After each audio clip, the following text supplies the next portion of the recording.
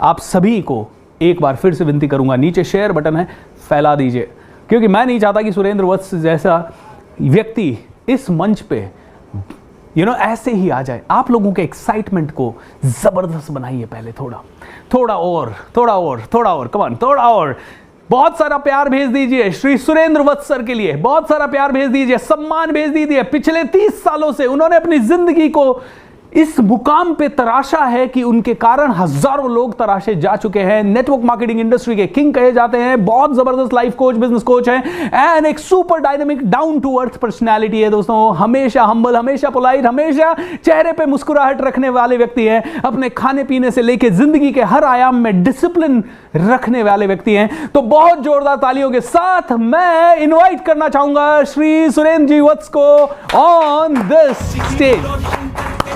Sir welcome. Thank you sir. Welcome sir. दोस्तों, सोच ही तेरी लाइफ का ये patch, Magic of thinking rich. The magic of thinking rich. Magic of thinking rich. The magic of thinking rich. Magic of thinking rich. The magic of thinking rich. Magic of thinking rich. Wow, shake your body everyone and से yes. दोस्तों, मैं Surendra sir से एक request किया आप लोगों के लिए। मैंने कहा ना सर, आपकी विजडम मैं चाहता हूं कि अनइंटरप्टेड लोगों को मिले, क्योंकि मैं जो सवाल पूछूंगा तो वो मिलेगा जो मेरे माइंड में है, लेकिन अगर सुरेंद्र सर हमें इंडिपेंडेंटली शेयर करेंगे तो हम सबको वो मिलेगा जो कि वो बेस्ट दे सकते हैं।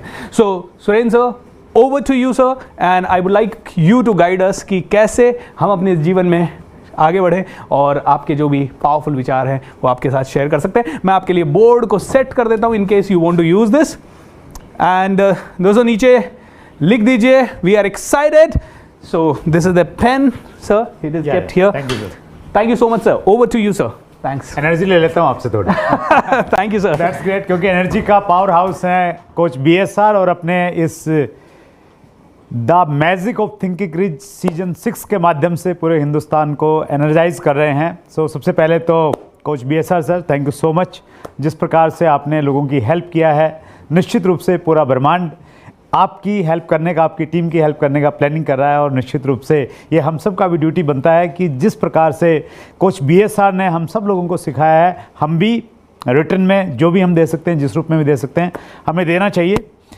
क्रिकेट में एक बॉल पे मैक्सिमम 6 रन बन सकते हैं, उसी प्रकार से ये जो प्रोग्राम है the magic of thinking rich season 6, मेरा अपना मानना है कि YouTube पे अगर आप कोई कंटेंट देख रहे हैं, कुछ लर्निंग लेना चाहते हैं, तो मैक्सिमम लर्निंग आपको यहाँ से मिल सकती है। मैं इस प्रोग्राम का बहुत बड़ा प्रशंसक ही नहीं हूँ, मैं इसका कंज्यूमर हूँ। जैसे ये प्रोग्राम स्टार्ट हुआ आज से 27 दिन पहले, मैंने पहले वाला पूरा एपिसोड देखा और मैंने घर पे मेरी वाइफ को, सुदेश को मैंने बोला कि सुदेश, इसकी पूरी हमने एक डायरी बनानी है, आप भी लिखो, मैं भी लिखूँगा, और ये बेस्ट कंटेंट है। क्योंकि जब आप YouTube पे स्पेशली सीखने के लिए जाते हैं तो वो एक समुद्र है, और समुद्र में से मोती मिलना जिस प्रकार से बहुत मुश्किल काम है, उसी प्रकार से YouTube से स्पेशली जहाँ बहुत सारी चीज़ें हैं वहाँ पे एक रियल कंटेंट निकालना बहुत मुश्किल है, और कोच BSR ने वो हमारे लिए आसान कर दिया है।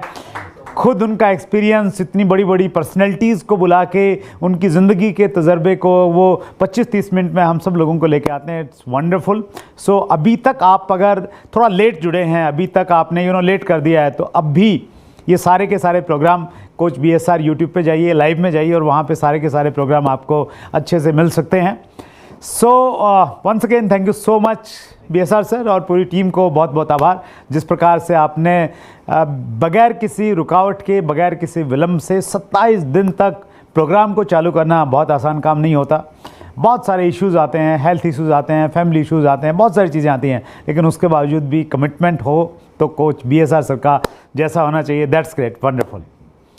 सो बहुत सारे लोग जो पहली बार मेरे से मिल रहे होंगे तो वो ये सोच रहे होंगे कि यार ये कौन बंदा है, कहाँ से आ गया, क्या बातचीत करने वाला है। तो थोड़ी सी मैं एक लिटिल आपको बैकग्राउंड देता हूँ, ताकि मैं जिस सब्जेक्ट पे बातचीत करने वाला हूँ उसको आप थोड़ा सा कहीं ना कहीं मेरे से रिलेट कर पाएंगे। मेरा जन्म हरियाणा में हुआ, जींद एक टाउन है, और मेरे फादर हिंदी अध्यापक थे सरकारी स्कूल में, माताजी गृहिणी थी। हम 2 भाई और 3 बहनें हैं। मैंने 1996 में दिल्ली यूनिवर्सिटी से पोस्ट ग्रेजुएशन किया और उसके बाद एक टीचर के रूप में, प्राइवेट टीचर के रूप में मैंने अपना करियर स्टार्ट किया। और मेरी 1 महीने की जो तनख्वाह थी, पहली तनख्वाह, वो मात्र 500 रुपये थी। 1 साल नौकरी करने के बाद एक चीज़ दिमाग में बहुत क्लियर हो गई कि नौकरी से ज़िंदगी में कुछ बड़ा नहीं किया जा सकता, कुछ बिजनेस करना चाहिए। और मैं केबल टीवी का एक बिजनेस उन दिनों स्टार्ट हुआ था, एज ए केबल ऑपरेटर मैंने उसको स्टार्ट किया। बहुत मेहनत किया, अच्छा खासा पैसा भी बना रहा था। लेकिन केबल टीवी के बिज़नेस में मैंने ये पाया कि वहाँ पे एक तो टाइम फ्रीडम नहीं थी बिल्कुल भी, और दूसरा वहाँ पे मुझे रिस्पेक्ट नहीं मिलता था, रिकग्निशन नहीं था। और वहाँ पे जिस एरिया में मेरा केबल का नेटवर्क था, वहाँ पे लोग मुझे केबल वाला कहते थे। वो चीज़ मुझे बहुत दुख पहुँचाती थी, तकलीफ़ पहुँचाती थी, क्योंकि कुछ समय तक पहले मैं टीचर था, बच्चे मान सम्मान करते थे, पेरेंट्स आते थे, वो इज्जत देते थे। और अब मैं पैसा तो कमा रहा था, लेकिन लोग मुझे केबल वाला बोलते थे। और उस समय कहीं ना कहीं मेरे दिमाग में एक बीज रोपित हुआ कि मैंने कोई ऐसा काम करना है ज़िंदगी में जिसमें पैसा तो हो, लेकिन पैसे के साथ में मुझे मान सम्मान मिले, रिकॉग्निशन मिले। आज कोच BSR ने अगर मुझे यहाँ पे जिन शब्दों का इस्तेमाल करके मुझे आमंत्रित किया है, बुलाया है, और जितना प्यार उन्होंने मुझे दिया है, जितना प्यार पूरे देश से मिल रहा है, तो मुझे ऐसा लगता है कहीं ना कहीं इसका बीजारोपण आज से 27 साल पहले हो गया था, जब मैं केबल टीवी के बिजनेस में था। मैंने चाहा था, वो दिल से चाहा था, वो चीज़ आत्मा से चाही थी कि मुझे मेरे नाम से लोग सम्मान के साथ में बुलाएं। और मैं आप सबको ये कहना चाहता हूँ, अगर आप भी किसी चीज़ को दिल से चाहते हैं, पूरी कायनात आपकी सहायता करती है, बशर्ते कि आपका रोम रोम उस चीज़ को चाहे। मैं नहीं जानता था कैसे ये सारी की सारी चीज़ें मिलेंगी। उसी दौरान जब ये सब मेरे दिमाग में चल रहा था, मेरे एक दोस्त ने मुझे अपने घर पे बुलाया और कहा कि आप मेरे घर पे आइए, कुछ खास बात करनी है। मैं वहाँ पे गया और वहाँ पे एक होम मीटिंग चल रही थी, डायरेक्ट सेलिंग के बारे में कुछ बातचीत चल रही थी। और वहाँ पे अपने दोस्त को ओबलाइज करने के लिए मैं आज से 22 साल पहले 2001 में डायरेक्ट सेलिंग इंडस्ट्री में आ गया। और मैं जुड़ा, ओबलाइज करने के लिए जुड़ा था, बहुत सीरियस नहीं था। धीरे धीरे जब मैंने कुछ चीज़ों को समझा, कुछ लॉजिक्स को देखा, और मैंने विज़न देखा कि आने वाले समय की इंडस्ट्री है, मैं इस इंडस्ट्री में आ गया और सीखना शुरू किया, काम करना शुरू किया। और फाइनली अगर मैं बहुत संक्षेप में बातचीत करूं तो पहले बहुत स्ट्रगल था। बिज़नेस मैंने शुरू किया, बहुत सारे उतार चढ़ाव आए। 2 साल के बाद में मेरे ऊपर में 2 लाख रुपए का कर्जा था, फैमिली से कोई बहुत ज़्यादा सपोर्ट नहीं था, दोस्त कोई साथ में नहीं था, बहुत सारे चैलेंजेस और इश्यूज़ थे। 5 साल के बाद में चीज़ें थोड़ी ठीक ठाक हुई और 5 साल में मैंने इस बिजनेस से फाइनेंशियल फ्रीडम प्राप्त कर ली थी। इवन 4 साल में ही 2001 में मैंने ज्वाइन किया और 2005 पे मैंने एक गाड़ी खरीदी थी, जो उन दिनों की लग्जरी कार थी, फोर्ड एंडीवर, जो या तो मेरे पास थी या हमारे शहर के मेंबर ऑफ पार्लियामेंट थे जयप्रकाश जी, उनके पास में थी। और उसके बाद मैं फाइनेंशियल फ्रीडम को एंजॉय कर रहा हूँ, टाइम फ्रीडम को एंजॉय कर रहा हूँ, और कहीं ना कहीं कोशिश कर रहा हूँ कि लोगों की कहीं ना कहीं कुछ हेल्प कर पाऊँ। जो मैंने सीखा है वो लोगों के काम आ पाए। मैंने जो सीखा है वो मैं आपके साथ में शेयर करना चाहता हूँ। जिस प्रकार का ये मंच है अपने एक्सपीरियंस शेयर करने का, देखिए ज़िंदगी में कामयाबी के लिए बहुत सारी चीज़ें चाहिए, या मैं यूँ कहूँ कि बहुत सारी चीज़ों का वो एक समागम है। जिस प्रकार से आपने अच्छा व्यंजन तैयार करना है तो उसमें बहुत सारी चीज़ें चाहिए। अच्छी सब्ज़ी आपने बनानी है तो उसमें आपको नमक भी चाहिए, मिर्च भी चाहिए, मसाला भी चाहिए, और एक बड़ी मात्रा में जो सब्ज़ी बना रहे हैं वो भी चाहिए। तो उसी प्रकार से वैसे तो बहुत सारी चीज़ों का संगम है, लेकिन कोई एक चीज़ अगर मुझे बतानी हो जो मैंने सीखा अपनी ज़िंदगी में कामयाबी के लिए, वो एक शब्द है, उसको हम अंग्रेज़ी में बोलते हैं प्रायोरिटीज़ और हिंदी में उसको बोलते हैं प्राथमिकताएं। ये सब शायद आपने पहली बार सुना हो या बहुत बार आपने सुना होगा, लेकिन आप इसकी डीप में नहीं गए। प्रायोरिटीज़ अगर आपकी ज़िंदगी में क्लियर हो जाते हैं तो न केवल मात्र आप बहुत ज़्यादा सफल होंगे, तो आपकी ज़िंदगी बहुत आसान हो जाएगी। हर समय आप आनंद के साथ में जिएंगे, कोई तनाव नहीं रहेगा। बीपी बढ़ा होगा तो नीचे आ जाएगा, बीमारियां होंगी शरीर में वो गायब होने लग जाएंगी। कब? जब प्राथमिकताओं में क्लियरिटी आ जाएगी। पिछले दिनों मेरे साथ में घटना घटी और उस घटना ने मुझे बहुत बड़ा सबक सिखाया। 25 दिसंबर 2022 मेरा एक सेमिनार था लखनऊ में। मैं लखनऊ लैंड किया, मैंने अप्रोक्स 9:30। जैसे मैंने लैंड किया, वहाँ जो होस्ट थे उस प्रोग्राम के, मैंने उनसे बातचीत की, राजेंद्र यादव जी से, कि राजेंद्र जी प्रोग्राम की क्या स्थिति है, क्योंकि पहले प्लान था कि शायद हम 2 सेशन में उस प्रोग्राम को करने वाले हैं। तो उन्होंने कहा कि नहीं सर, 1 सेशन में ही हो जाएंगे, ओवर क्राउडेड रहेगा लेकिन 1 सेशन में हम लोग कर लेंगे। तो मैंने कहा किस समय फ्री हो जाएंगे, तो उन्होंने कहा कि सर 2 बजे सेमिनार ख़त्म हो जाएगा। मैंने कैलकुलेशन लगाई कि भाई 2 बजे फ्री हो जाएगा तो क्या करना चाहिए, और मेरी फ़्लाइट बुक थी 9 बजे की, क्योंकि प्रोग्राम 2 सेशन में होना था, उस हिसाब से 9 बजे की ऑलरेडी फ़्लाइट मेरे पास में बुक थी। तो मैंने कैलकुलेट किया कि यार 2 बजे फ्री हो जाएगा, 3-4 बजे तक मैं एयरपोर्ट आ जाऊँगा, बहुत सारा समय है, मैं जल्दी की फ़्लाइट लेता हूँ। क्यों लेता हूँ?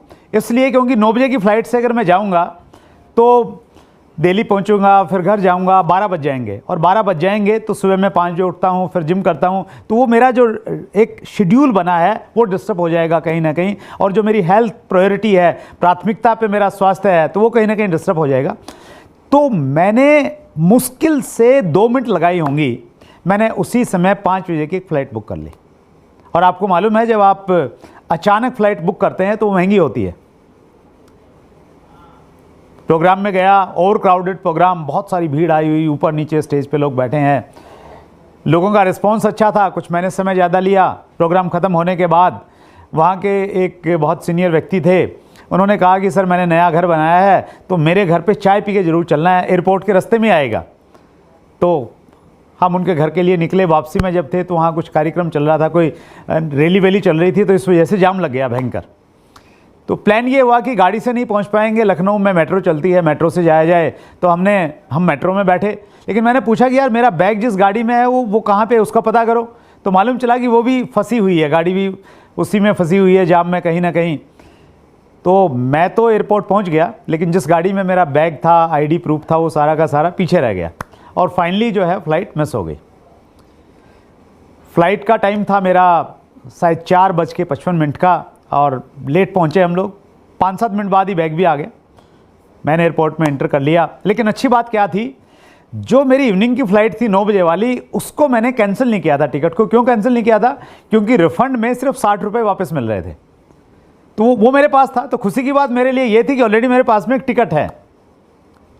मैंने एंट्री किया। लखनऊ में लॉन्ज है, मेरे पास में कुछ क्रेडिट कार्ड्स हैं जिससे मैं लॉन्ज में बैठ सकता था, आराम से वहाँ खाना खा सकता था, टाइम एंजॉय कर सकता था, और सिर्फ 4 घंटे की बात थी। लेकिन वहाँ मैंने देखा, दिमाग में वही चल रहा है कि 9 बजे की फ़्लाइट है तो फिर 12 बजे पहुँचूंगा, सुबह डिस्टर्ब हो जाएगा सारा का सारा। मैंने देखा कि और भी कोई फ़्लाइट अवेलेबल है। मैंने चेक किया और 7:30 बजे की एक फ़्लाइट और थी। मैंने 2 मिनट लगाए, 2 मिनट के अंदर में मैंने 7:30 बजे वाली फ़्लाइट बुक कर ली, और 7:30 बजे वाली फ़्लाइट से मैं घर पहुँचा, और मेरा जो रूटीन था वो रूटीन मेरा डिस्टर्ब नहीं हुआ। अब ये मेरी ज़िंदगी में ऐसा पहली बार हुआ था कि एक दिन में मैंने एक जगह जाने के लिए 3 फ़्लाइट बुक की हो, और एक अच्छा खासा पैसा उसमें मैंने इन्वेस्ट किया हो। इस घटना ने मेरे को सोचने पे मजबूर किया कि ऐसा मैंने क्यों किया।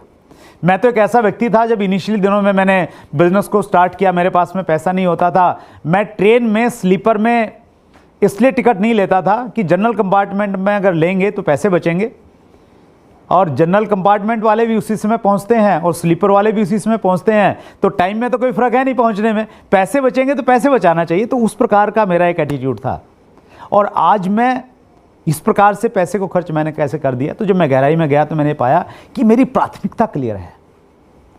मेरी प्राथमिकता पैसा नहीं है आज के टाइम में, मेरी प्राथमिकता ये है कि मैंने अपना शेड्यूल डिस्टर्ब नहीं करना।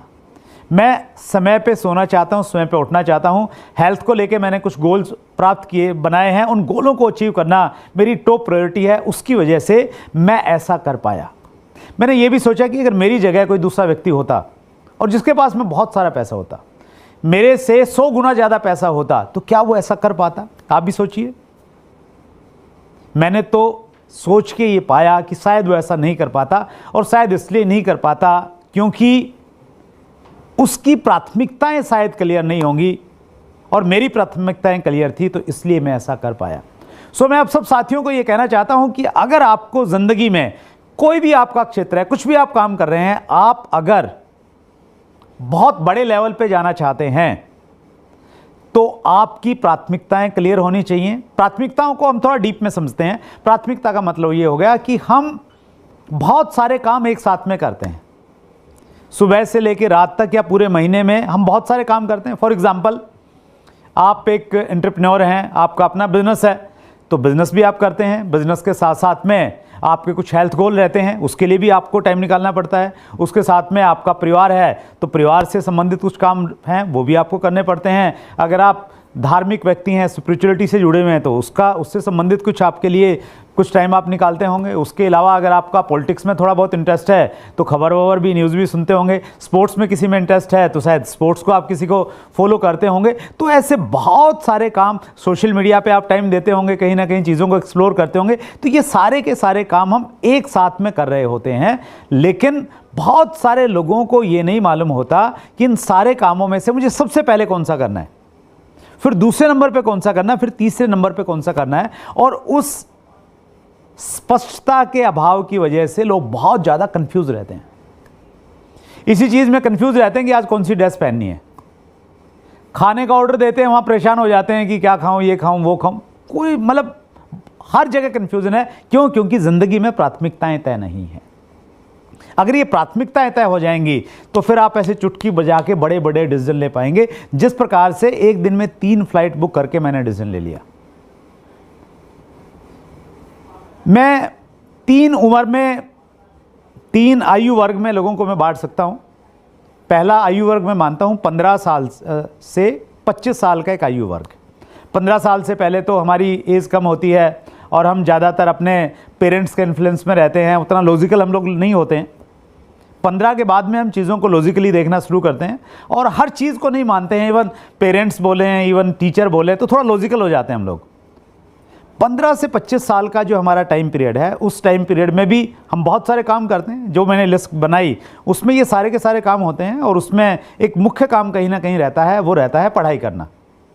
आपने कोई एक लाइन चूज़ की, आपने डॉक्टर बनना है, आपने इंजीनियर बनना है, आपने सीए बनना है, या आप अपना कुछ काम धंधा करना चाहते हैं, तो वो कहीं ना कहीं एक थोड़ी सी क्लैरिटी आती है कि मुझे करना क्या है। आपके फादर बताते हैं, टीचर बताते हैं, या करियर काउंसलिंग कहीं से आपने ले लिया है।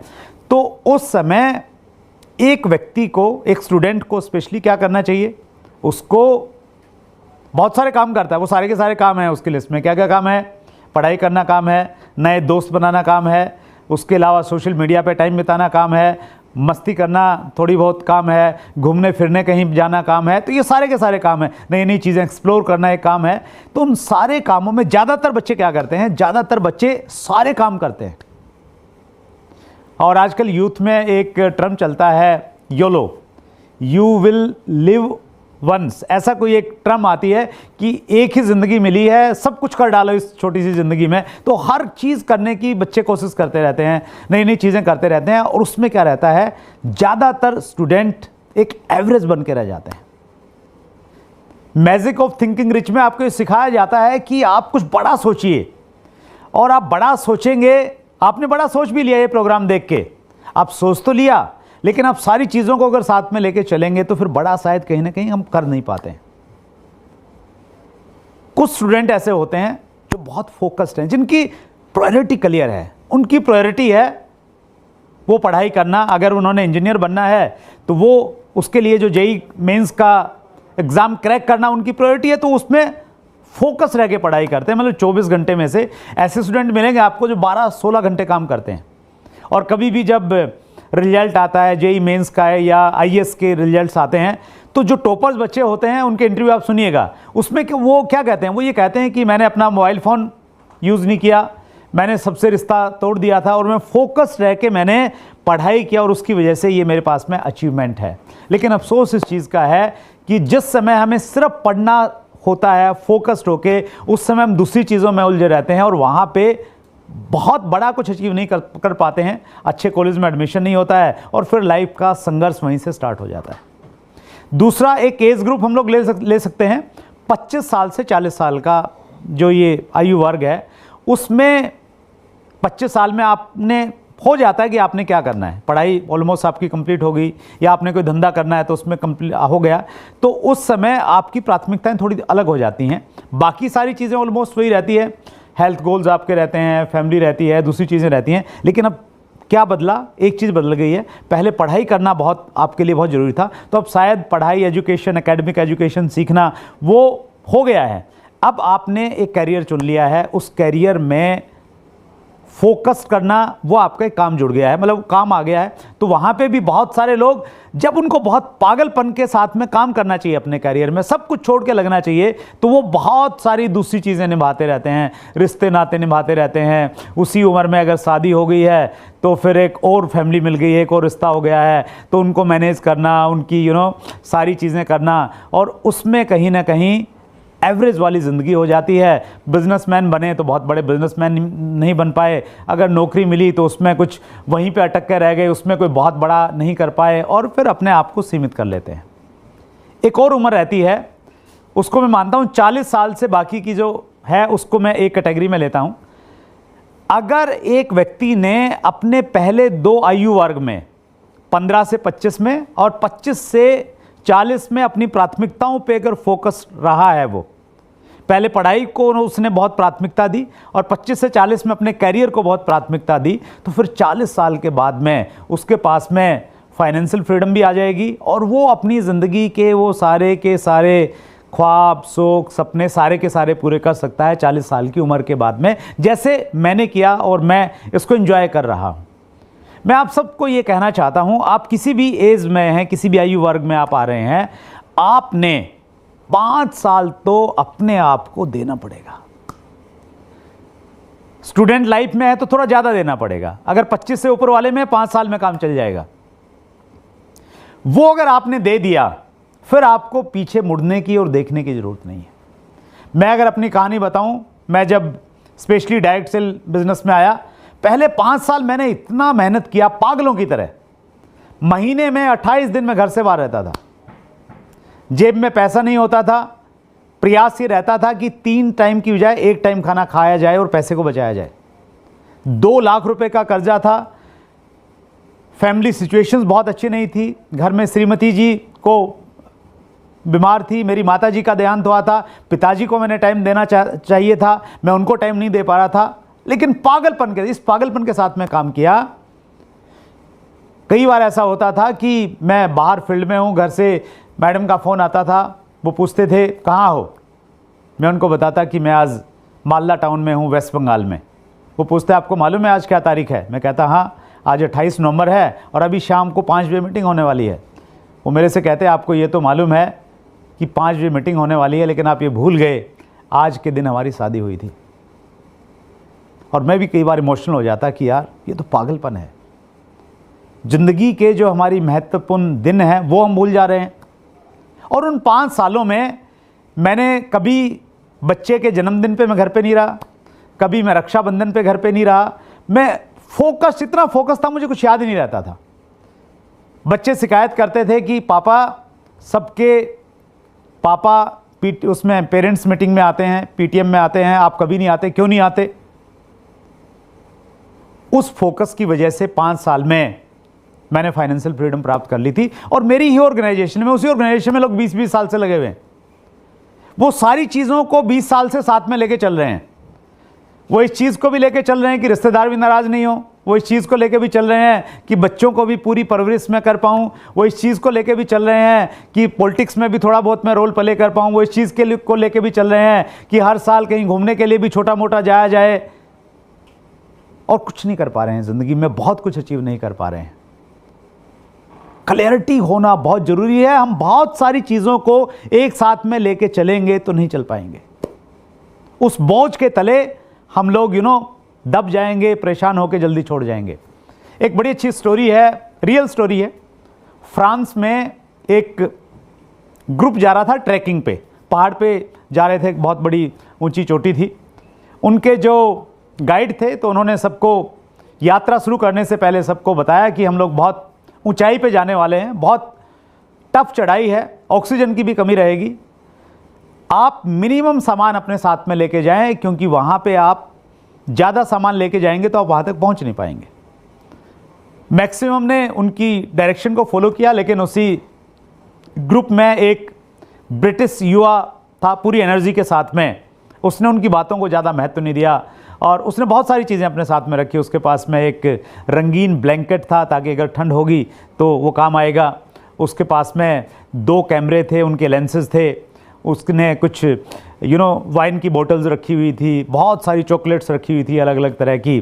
और ग्रुप स्टार्ट हुआ, चढ़ाई करना स्टार्ट हुए। गाइड कभी आगे जाता था और मैक्सिमम वो पीछे पीछे रहता था सबके। और जैसे चढ़ाई शुरू हुई, कुछ दूरी पे जाने के बाद में पीछे गाइड ने देखा कि एक रंगीन ब्लैंकेट पड़ा हुआ है। वो आगे बढ़ा तो उसने देखा कुछ लेंसेज पड़े हुए हैं, आगे देखा तो कैमरा किसी ने छोड़ के गए हुए हैं, आगे देखा तो शराब की बोतलें पड़ी हुई हैं, आगे उसने देखा चॉकलेट्स के पैकेट्स पड़े हुए हैं, डब्बे के डब्बे। और जब वो जाता गया तो उसने पहाड़ की चोटी पे दूसरे दोस्तों के साथ, दूसरे लोगों के साथ में उस ब्रिटिश युवा को भी देखा जो पहाड़ की चोटी पे था। और उसने कहा कि तुम इसलिए यहाँ पे पहुँच पाए क्योंकि जो अनावश्यक चीज़ें थी वो अनावश्यक चीज़ें समय के साथ साथ तुम छोड़ते हुए चले आए। लेकिन हम में से बहुत सारे लोग अनावश्यक चीज़ों को ज़िंदगी में छोड़ते नहीं हैं, सबको साथ में लेके चलने का प्रयास करते हैं। और इसलिए ज़िंदगी में कई सालों तक एक ही फील्ड में लगे रहने के बावजूद भी बहुत कुछ अचीव नहीं कर पाते हैं। किसी ने कहा है कि बुद्धिमत्ता यह जानना है कि ज़िंदगी में हमें किन किन चीज़ों को नज़रअंदाज कर देना चाहिए, किन किन चीज़ों को छोड़ देना चाहिए। हम सबको साथ में लिए चलते हैं। आप हर किसी को एक साथ में खुश नहीं कर सकते, आप हर किसी के दिल के करीब नहीं हो सकते। कुछ चीज़ों को आपने कुछ समय के लिए इग्नोर करना पड़ेगा। एक सतीश पंडित एक बहुत बड़ी पर्सनैलिटी हुए हैं, वो कहते थे कि इश्क मांगे कदम कदम कुर्बानियाँ, कुछ देर को कुछ लज्जतें कुर्बान कर। अगर आपको ज़िंदगी में कुछ बड़ी चीज़ चाहिए ना, तो आपको कुछ कुर्बानियाँ तो देनी पड़ेंगी। और कुर्बानियाँ कोई बड़ी कुर्बानियाँ नहीं देनी, यही कुर्बानियाँ देनी है कि अननेसेसरी जो हम सोशल मीडिया पे ज़्यादा टाइम देते हैं उसको थोड़ा सा आप इग्नोर कर दें। फैमिली से बहुत ज़्यादा हम लोग चिपके रहते हैं, उस समय जब हमें करियर बनाना होता है उसको थोड़ा इग्नोर कर दें। छोटे मोटे टूरों के चक्कर में रहते हैं कि चलो शिमला चले जाएँ, मसूरी चले जाएँ। आपने पढ़ाई पे और अपने बिजनेस पे, कैरियर पे उतना फोकस, थोड़ी देर के लिए उसको छोड़ देंगे तो शायद स्विट्जरलैंड आपको मिल जाएगा। बस वो क्लियरिटी होना ज़रूरी है। लेकिन एक मज़ेदार बात यह है कि बहुत सारे लोग अपनी प्राथमिकताओं को एक बार तय करते हैं और समय आने पर उन प्राथमिकताओं को बदलते नहीं हैं।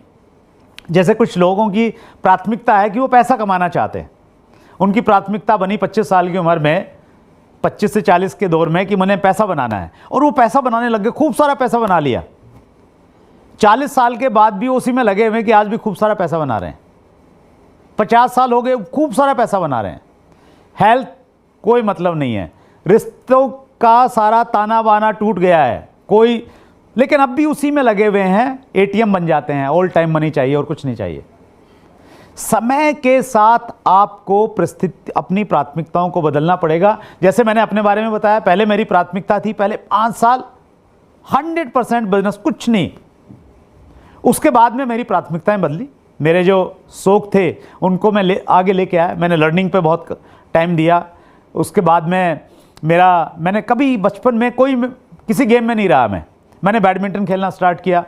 बैडमिंटन के साथ में मैंने टेनिस खेलना स्टार्ट किया। हमारी सोसाइटी में जितने भी गेम हैं सबके रैकेट वैकेट ला के वो सारा खेलना स्टार्ट किया। जिम मैंने कभी नहीं किया था ज़िंदगी में। मैं प्रोफेशनल कोच के साथ में जिमिंग करता हूँ। वो सारे के सारे काम कर रहा हूँ क्योंकि अब मेरी प्राथमिकता पैसा नहीं है, वो साइड में चली गई। पहले 5 साल मैंने बच्चों के बर्थडे नहीं मनाए। अब सबसे पहले बच्चों के बर्थडे लिखे जाते हैं। कोई कितना भी बड़ा प्रोग्राम आ जाए, बच्चे का अगर जन्मदिन है तो वो बच्चे का जन्मदिन मनेगा, बाकी चीज़ें बाद में होंगी। पहले 5 साल मैरिज एनिवर्सरी नहीं मनाई। सुदेश से मैंने प्रॉमिस किया था कि 5 साल ऐसे ही चलेगा। 5 साल के बाद गोवा में ताज पैलेस में एनिवर्सरी का केक काटेंगे और उसके बाद हम कभी अलग नहीं हुए। एनिवर्सरी पे हम साथ में रहते हैं हमेशा। तो आप या तो ऐसे ही कंप्रोमाइज़ करते रहिए ज़िंदगी में, सारी चीज़ों को ढोते रहिए एक साथ में, या सबको छोड़ दीजिए। मैं कुछ बड़ी बात कह रहा हूं, मैं कह रहा हूं सब कुछ छोड़ दीजिए, बस फोकस हो जाइए एक जगह, आप दूसरों से अलग हो जाएंगे। ठीक उस प्रकार से जिस प्रकार से विज्ञान में आपने प्रयोग किया होगा। आप एक लेंस लेते थे और लेंस को धूप में किसी एक कागज पे फोकस करते थे, और जैसे ही आप फोकस करते थे कुछ समय के बाद उसमें से अग्नि उत्पन्न हो जाती थी। लेकिन अगर आप लेंस लें और उस लेंस को हिलाते रहें, धूप भी है, कागज भी है, लेकिन लेंस हिला रहे हैं, फोकस प्रॉपर नहीं है, तो पूरा दिन आप लगे रहेंगे, तो भी उससे अग्नि उत्पन्न नहीं होगी। ठीक इसी प्रकार से हमारी ज़िंदगी में भी जब तक हम उतना फोकस नहीं लेके आएंगे, कुछ बड़ी प्राप्तियां नहीं होंगी। 14 अप्रैल 1912 टाइटैनिक अटलांटिक समुद्र में, महासागर में डूब गया। बहुत सारे लोग मारे गए, कुछ लोग जिंदा बचे। जो जिंदा बचे वो एक आश्चर्य की बात थी कि वो जिंदा कैसे बचे, क्योंकि उन तक सहायता बहुत टाइम के बाद में पहुंची थी। एक महिला जिंदा बची, उससे पूछा कि आप कैसे जिंदा बची। उसकी कहानी में एक बहुत अच्छी शिक्षा है।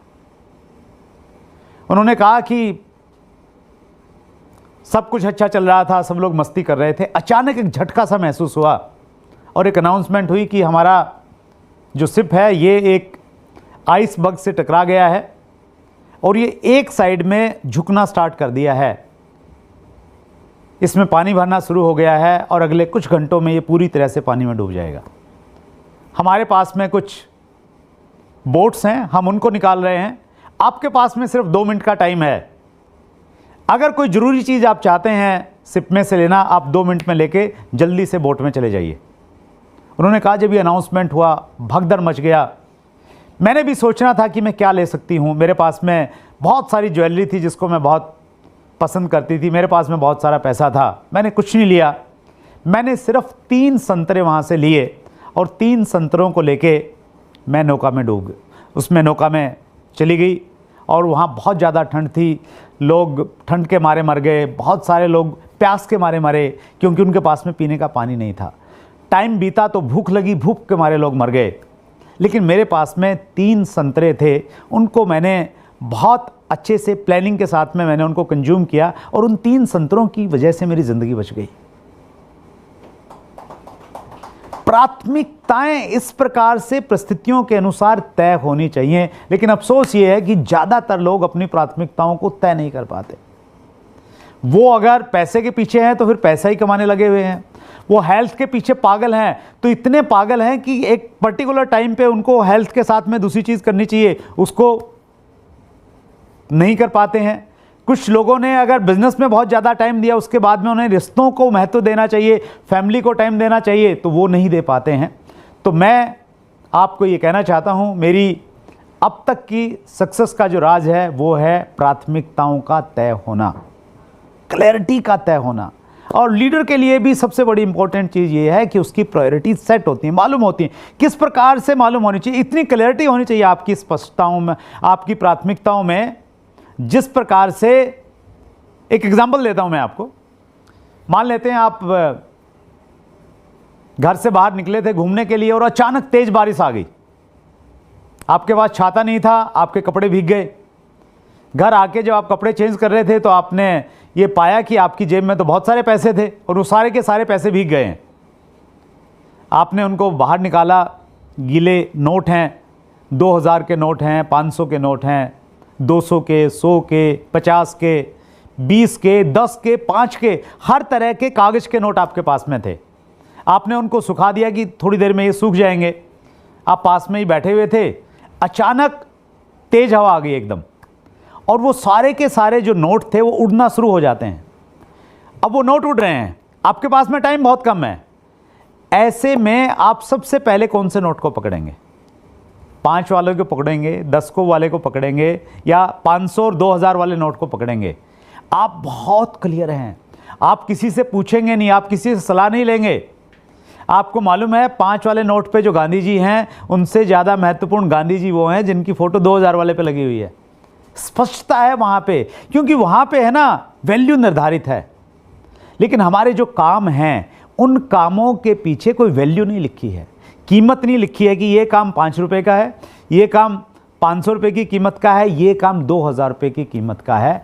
वो आपको समझना पड़ेगा, वो कॉमन सेंस डेवलप करनी पड़ेगी। इस प्रकार के प्रोग्राम के साथ में जुड़ते हुए रहते हुए वो क्लैरिटी कहीं ना कहीं आपके पास में आ जाएगी। और अगर आपने अपना लिया तो फिर न केवल मात्र आपको सफलता मिलेगी, अपितु आप जिंदगी को बहुत आनंद से जिएंगे, कन्फ्यूज़न रहेगा ज़िंदगी में और एक अलग लेवल पे आप अपनी ज़िंदगी को लेके जाएंगे। तो एक बार फिर मैं कोच BSR का बहुत थैंकफुल करता हूँ, पूरी टीम का बहुत थैंक करता हूँ कि उन्होंने हम सबको इतना कुछ दिया, इतना कुछ सिखाया कि हम जो सोचा है यहाँ पे वो हकीकत में हम ज़िंदगी में प्राप्त कर सकें।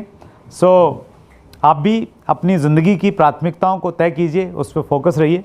Wish you all the best. Thank you so much. Thank you sir.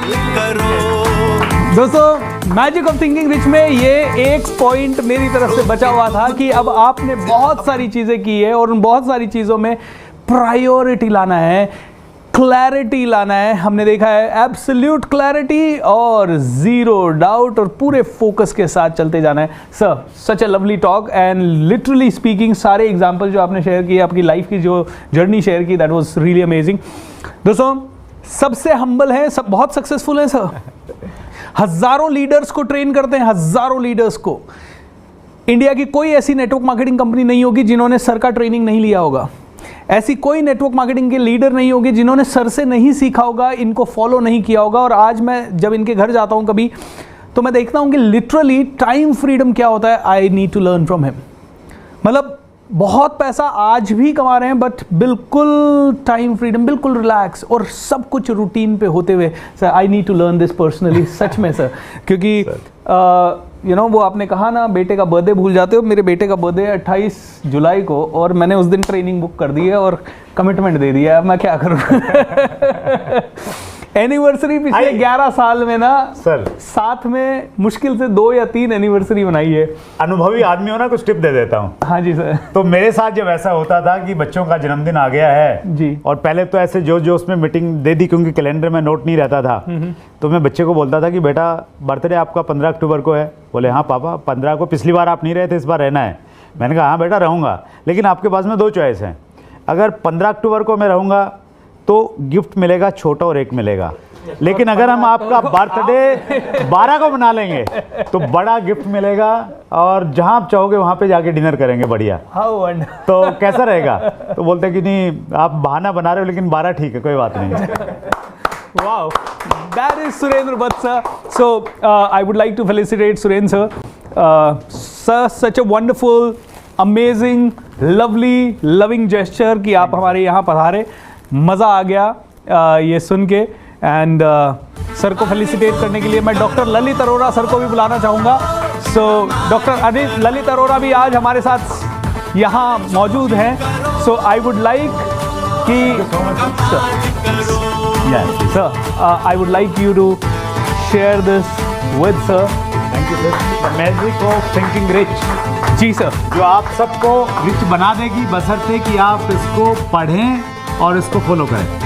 How wonderful. Thank you so much, sir. Thank you, Lalit sir, for coming all the way. आज ललित सर भी हमारे साथ हैं, तो एक दो वर्ड्स तो ललित सर की तरफ से भी बनते हैं। ललित सर, मैं मेरा माइक ही आपके साथ शेयर कर देता हूँ। ये माइक नहीं, आप अपना दिल शेयर कर रहे हैं मेरे साथ। सो मैं सिर्फ इतना कहना चाहूँगा दोस्तों कि ज़िंदगी में हमें आगे बढ़ना है, सभी को आगे बढ़ना है। जितने लोग देख रहे हैं इसीलिए देख रहे हैं कि आगे बढ़ना है। तो सिर्फ एक बात कहना चाहूँगा, सीखने पर ध्यान दीजिए और जो सीख रहे हैं उस पर इम्प्लीमेंट करने पर ध्यान दीजिए। बस ये 2 काम कर लिए तो कल यहाँ पर कोच BSR की जगह पर आप लोग होंगे और हम वहाँ बैठ के तालियां बजा रहे होंगे आपके लिए। Thank you so much. Thank you so much sir. And wow, एक बार जोर से तालियां बजा दीजिए सुरेंद्र वत्स सर के लिए, ललित सर के लिए एंड